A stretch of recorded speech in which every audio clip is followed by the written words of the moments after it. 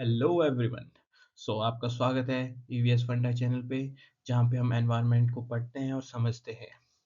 आज हम एक बहुत इंपॉर्टेंट टूल के बारे में बात करने वाले हैं, जो कि हवा को विजिबल बनाता है। यस, हवा को विजिबल बनाता है, क्योंकि हवा हमारे एनवायरनमेंट एक बहुत इंपॉर्टेंट फैक्टर है।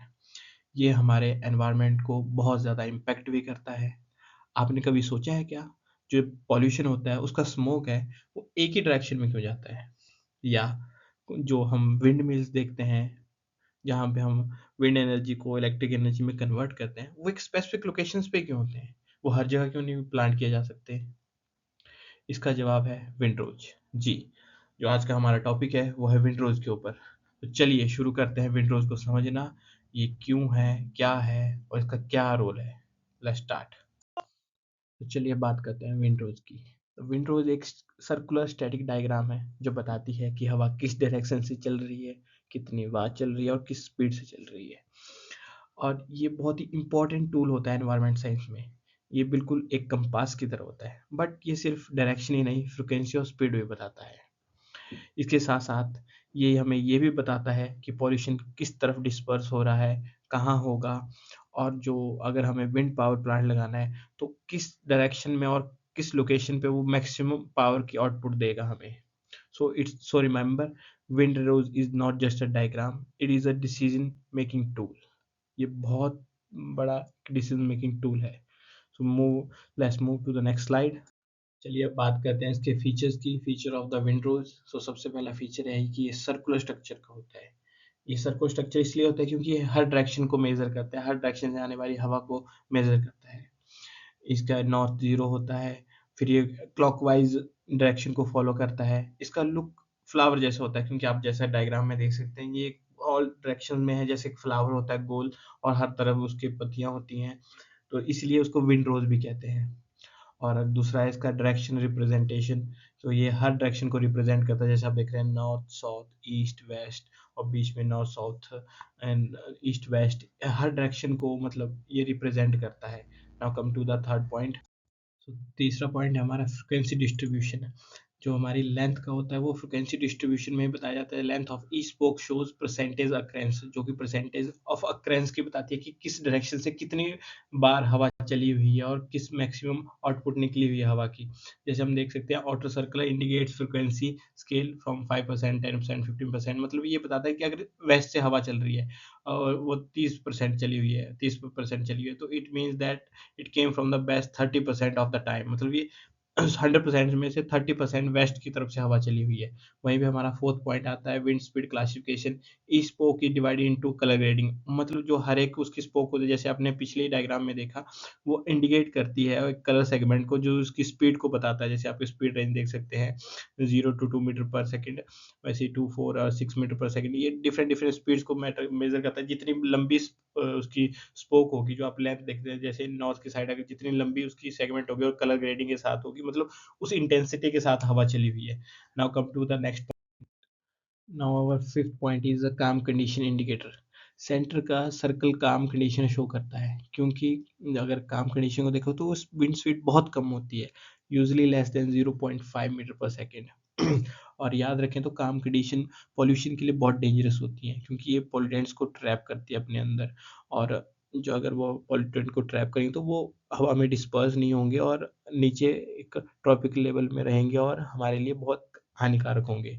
Now come to the six point. हमारा सिक्स पॉइंट है टाइम स्पेसिफिक रिप्रेजेंटेशन। जो विंडोज है वो टाइम स्पेसिफिक रिप्रेजेंटेशन करता है, जैसे एनुअल, सालाना हो सकते हैं, एक सीजन के बाद से होते हैं, मंथली बेसिस पे होते हैं, दिन रात। वो मतलब हवा की वो डायरेक्शंस को बताते हैं, उसकी फ्रिक्वेंसी को बताते हैं। वो डे टू डे भी वेरी करता है, दिन रात, किस दिन सूरज निकला हुआ है नहीं निकला हुआ है, एक स्टॉर्म वाली कंडीशन है कैसी है। वहीं हमारा सेवंथ सेवंथ पॉइंट आता है। Seventh point is data condensation features. Convert thousands of data point into a single readable diagram. वो थाउजेंड ऑफ जो डाटा पॉइंट्स होते हैं, जहाँ पे हम देखते हैं कि हवा किस डायरेक्शन से आ रही है, कितनी फ्रिक्वेंसी पे चली हुई है और किस स्पीड से चली हुई है। डिफरेंट डिफरेंट डायरेक्शन के जो थाउजेंड्स ऑफ पॉइंट्स होते हैं, उनको एक सिंगल रीडेबल डायग्राम में कन्वर्ट करती है, जिसको हम इंटरप्रिटेट कर सकते हैं और अच्छे से समझ के पढ़ सकते हैं। Now we are going to discuss the significance or the importance of the windrows in environmental sciences. So number one is air pollution dispersion model. सो ये जो एयर पॉल्यूशन जो डिस्पर्स होते हैं उस मॉडल को भी बनाने में मदद करते हैं विंडरोज। अगर जैसे सुबह एक सिटी एरिया में जो पॉल्यूशन डिस्पर्स होता है जब गाड़ियां चलती हैं उनका पॉल्यूशन डिस्पर्स होता है वो किस लेवल तक जा सकता है और किस तरफ वो अपना मतलब पॉल्यूशन को फैलाएगा। अगर इसका एग्जांपल लें तो जैसे जब किसान पराली को जलाते हैं तो उसका पॉल्यूशन डिस्पर्स होता है एक जैसे शहरों की तरफ जाता है या किसी और लोकेशन की तरफ जाता है तो वो इम्पैक्ट करता है उस एरिया को। वहीं पे हमारा दूसरा आता है एनवायरमेंट इम्पैक्ट असेसमेंट। तो एनवायरमेंट इम्पैक्ट असेसमेंट एक स्टेटमेंट होती है जहाँ पे हम देखते हैं कि कोई प्रोजेक्ट अगर वो बनने वाला है या बन चुका है उसका इम्पैक्ट क्या रहेगा एनवायरमेंट पे। अगर एग्जांपल लें तो कोई वेस्ट मैनेजमेंट की अगर कोई एक इंडस्ट्रीज है जो कि वेस्ट को जला के उसको फ्यूल में कन्वर्ट कर रही है तो उसका जो पॉल्यूशन होगा पॉल्यूशन तो वो भी डिस्पर्स करेगी हवा में। तो वो किस तरफ जाएगा कहीं वो सिटी एरिया की तरफ या किसी और जगह को जाके इम्पैक्ट तो नहीं कर रहा। वहीं पे थर्ड पॉइंट आता है इंडस्ट्रियल साइट सिलेक्शन। इंडस्ट्री को साइट सिलेक्शन में भी ये मदद करता है। फोर्थ आता है हमारा hazardous gas leak analysis. hazardous जो गैसेस होती है जैसे केमिकल फैक्ट्रीज में या हमारे जैसे एलपीजी हो गया नेचुरल गैसेस की जो एक्सट्रैक्शन के टाइम जब होता है तो वो उसको भी एनालाइज करता है क्योंकि उसमें मीथेन होती है and methane is not good for environment and also for us. And fifth one is wind energy assessment. तो विंड एनर्जी हम जो विंड मिल जैसे हमने पहले बात की कि विंड मिल हर जगह हर ऐसे के किसी भी लोकेशन पे नहीं लगा सकते उनकी एक स्पेसिफिक लोकेशन होती है कि किस डायरेक्शन से विंड हमेशा चलती है मोस्ट ऑफ द परसेंटेज वो उनकी उसकी फ्रिक्वेंसी रहती है और किस स्पीड में वो चलती है जहाँ से उसको मैक्सिमम आउटपुट मिल सके।